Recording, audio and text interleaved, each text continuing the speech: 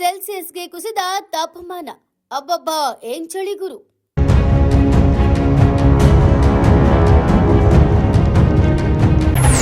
ವಿಜಯಪುರ ಜಿಲ್ಲೆಯಲ್ಲಿ 7 ಡಿಗ್ರಿ ತಾಪಮಾನ ದಾಖಲು. 10 ವರ್ಷದಲ್ಲಿ ಇದು 2ನೇ ಬಾರಿ ಕನಿಷ್ಠ ತಾಪಮಾನ.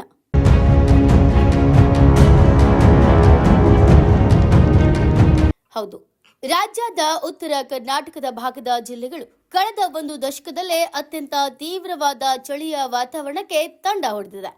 ಕನಿಷ್ಠ ತಾಪಮಾನವು ದಾಖಲೆಯ ಮಟ್ಟಕ್ಕೆ ಕುಸಿದಿದ್ದು ಜನಜೀವನ ತತ್ತರಿಸಿ ಹೋಗಿದೆ.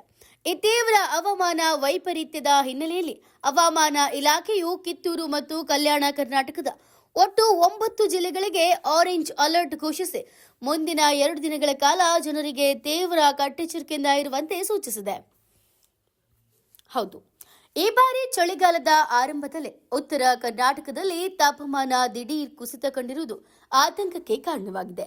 ಈ ಕುಸಿತವು ಕಳೆದ 10 ವರ್ಷಗಳಲ್ಲಿ 2ನೇ ಕನಿಷ್ಠ ಮಟ್ಟವಾಗಿದೆ.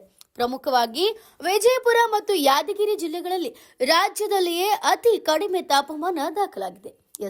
ವಿಜಯಪುರ ಜಿಲ್ಲೆಯಲ್ಲಿ ಕೇವಲ 7 ಡಿಗ್ರಿ ಸೆಲ್ಸಿಯಸ್ ತಾಪಮಾನ ದಾಖಲಾಗಿದ್ದು ಜನರ ದೈನಂದಿನ ಜೀವನ ಸಂಪೂರ್ಣ ಅಸ್ತವ್ಯಸ್ತಗೊಂಡಿದೆ. ಇನ್ನು 2023ರಲ್ಲಿ ವಿಜಯಪುರದಲ್ಲಿ 6.5 ಡಿಗ್ರಿ ಸೆಲ್ಸಿಯಸ್ ದಾಖಲಾಗಿದ್ರೆ ಈ ಬಾರಿ ಮತ್ತೆ ತಾಪಮಾನ ಕನಿಷ್ಠ ಮಟ್ಟಕ್ಕೆ ಇಳಿದಿರುವುದು ಕಂಡುಬಂದಿದೆ.